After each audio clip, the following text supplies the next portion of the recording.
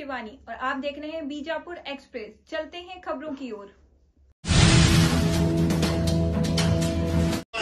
ಸಂತೋಷ ಆಗತ್ತೆ ಯಾಕಂತಂದ್ರೆ ಇಲ್ಲಿ ಏನ್ ನಾವು ಬ್ರಿಡ್ಜ್ ಮಾಡ್ಲಾಕತ್ತಿದ್ದೇವೆ ನಾಳೆ ಆ ಬ್ರಿಡ್ಜ್ ಇಂದ ಸೋಲಾಪುರ ತನಕ ಹಿಂದೆ ರೋಡ್ ಇರಲಿಲ್ಲ.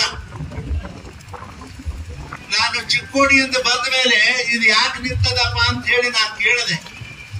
ಇದೇನೇನೋ ಅಡಚಣೆಗಳು ಹೇಳಿದ್ರು, ನಾನು ಬಿಡ್ಲಿಲ್ಲ. ನೋಡ್ರಿ ಆ ಚಿತ್ರದುರ್ಗದಿಂದ ಬಂದು ನಿಂತ್ಬಿಟ್ಟಿತ್ತು. ನಾನು ಬಿಡ್ಲಿಲ್ಲ. ಬಂದ ಮೇಲೆ ಚಿಕ್ಕೋಡಿಯಿಂದ ಬಂದ ಮೇಲೆ ಪ್ರಾರಂಭ ಮಾಡಿ ಮೊಟ್ಟ ಮೊದಲೇ ರೋಡನ್ನ ಇದು ಸೋಲಾಪುರ ಟು ಬಿಜಾಪುರ ಪ್ರಾರಂಭ ಮಾಡಿಸ್ತೇವೆ. ಆದ್ರೆ ನಿಜವಾಗಿ ಇದು ಅವರು ಸರ್ಕಾರ ಮೋದಿ ಸಾಹೇಬ್ರು ಕೊಟ್ಟಿಲ್ಲ ಅಂತಲ್ಲ. ಆದ್ರೆ ನೋಡ್ರಿ ಹಂಗೆ ನಾವು ಕೂತ್ರ ಕೊಡಂಗಿಲ್ರಿ. ಯಾರು ಅಡ್ಡಾಡ್ಬೇಕು, ಚಪ್ಪಲಿ ಹರ್ಕೋಬೇಕು, ಅಂದಾಜ ಕೆಲಸ ಆಗ್ತಾವ್ರಿ. ನಿಜವಾಗಿ ಹೇಳ್ತೀನಿ, ಹೌದು ಮೋದಿ ಸಾಹೇಬ್ರು ಕೊಟ್ಟಾರ, ಇಲ್ಲ ಅಂತ ಅನ್ನಂಗಿಲ್ಲ. ನಾ ಏನ್ ಹೇಳಿನಿ, ಏನ್ ಪತ್ರ ಕೊಟ್ಟಿನಿ ಎಲ್ಲದಕ್ಕ ಮಂಜೂರಾತಿ ನಮ್ ಸರ್ಕಾರ ಗಡ್ಕರಿ ಅವರು ಮಾಡ್ತಕ್ಕಂಥ ಕೆಲಸ ಮಾಡ್ಯಾರ. ನಮ್ಮ ಪತ್ರ ಬರ್ಲಿಲ್ಲ ಅಂದ್ರೆ ಕೊಡ್ತಿದ್ರು, ಇಲ್ಲ. ಅದಕ್ಕಾಗಿ ಅದಕ್ಕೆ ಪ್ರಯತ್ನನೂ ಅದ ಇರ್ಲಿ. ಅದೇನು ಬಹಳ ದೊಡ್ಡದಲ್ಲ. ಯಾಕಂತಂದ್ರೆ ನೀವೆಲ್ಲಾರು ಊಟ ಹಾಕಿ ಆರಿಸಿ ಕಳಿಸಿದ್ರೆ ನಾ ಏನು ಮಾಡ್ಲಕ್ಕ ಆಗ್ತಿದ್ದಿಲ್ಲ. ಸೊ ಆರಾಮ್ ನಾನು ಮಕ್ಕಳ ಜೊತೆ ಮನೆಯಾಗಿರ್ತೀನಿ.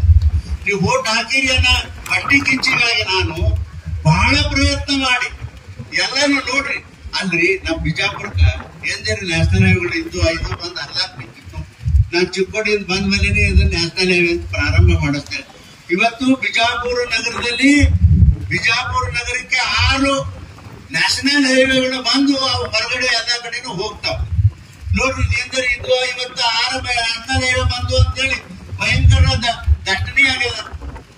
ಅದನ್ನೆಲ್ಲ ಯೋಚನೆ ಮಾಡಿ ಅರುಣ್ ಶಾಪುರ್ ಅವರು ನಮ್ಮ ಅಣ್ಣವ್ರು ಹೇಳಿದ್ರಲ್ಲ, ನಾನು ಸುಮ್ಮನೆ ಕುಂದಿರಲಿಲ್ಲ. ಇನ್ನು ಇಷ್ಟು ತ್ರಾಸ ಆಗ್ತದೆ ಮಂದಿಗೆ ಬೇಡ ಅಂತ ಹೇಳಿ ಪುನಃ ಇದು ಒಂದು ವರ್ತುಲ ರೋಡ್ ಅಂದ್ರೆ ಒಂದು ರಿಂಗ್ ರೋಡ್ ಆಗ್ಬೇಕು ಅಂತ ಹೇಳಿ ಪ್ರಸ್ತಾವನೆ ನಾನು ಗಡ್ಕರಿ ಸಾಹೇಬ್ರ ಹತ್ರ ತಗೊಂಡು ಹೋದಾಗ ಅವ್ರು ಏನಾದ್ರು ಅದು ಎಟ್ಟದು ಎಲ್ಲರೂ ಕೊಟ್ಟು ಬಿಡಪ್ಪ ಮಾಡ್ತೀನಿ ಅಂತ ಹೇಳುದು. ಇವತ್ತು ಅದನ್ನು ಕೂಡ ಮಂಜೂರು ಮಾಡಿದ್ರು. ಸುಮಾರು 47 ಕಿಲೋಮೀಟರ್ ರೋಡಿಗೆ ಸುಮಾರು 750 ಕೋಟಿ ರೂಪಾಯಿಯನ್ನ ಕೊಡ್ತಕ್ಕಂತ ಕೆಲಸವನ್ನು ಮಾಡ್ಯಾರ. ಅದರ DPR ಕೂಡ ಈಗ ಪ್ರಾರಂಭ ಆಗಿದೆ. ಸುಮಾರು ನೋಡ್ರಿ ರೈಲ್ವೆ 12 RUB ಅಂದ್ರೆ ಅಂಡರ್ ಪಾಸ್ 12 ಎಲ್ಲಿ ನನ್ನ ಕ್ಷೇತ್ರಕ್ಕೆ ಬರಂತವು. ಆಮೇಲೆ 7-6 ದೊಡ್ಡ ಓವರ್ ಬ್ರಿಡ್ಜ್ ಅಂತ ಹೇಳ್ತೀನಿ, ಮ್ಯಾಲ ಹೋಗ್ತಕ್ಕಂಥ ಬ್ರಿಡ್ಜ್ ರೈಲ್ವೆ ಮಾಡಿದೆವಪ್ಪ. ರೈಲ್ವೆ ಸ್ಟೇಷನ್ ನಾಗಲೇ ಆ ಪಾಪ ನಾನು ಹಿಂದೆ ಈ ಇಲೆಕ್ಷನ್ ಅದಕ್ಕ ಮುಂದಿನ ಎಲೆಕ್ಷನ್ಗೆ ಪಾಪ ನಾವು ರೈಲ್ವೆ ಮಂತ್ರಿ ಕರ್ಕೊಂಡು ಬಂದಿದ್ದ. ನಮ್ ಇಲ್ಲೇನೋ ಬಂದಿದ್ರು, ಬಂದ ಅದೆಲ್ಲ ತೋರಿಸ್ದ. ಆ ಕ್ವಾರ್ಟರ್ಸ್ ಎಲ್ಲ ಹಳಿಯಾಗಿದ್ವು. ಅದಕ್ಕೆ 10 ಕೋಟಿ ರೂಪಾಯಿ ಕೊಟ್ಟರು.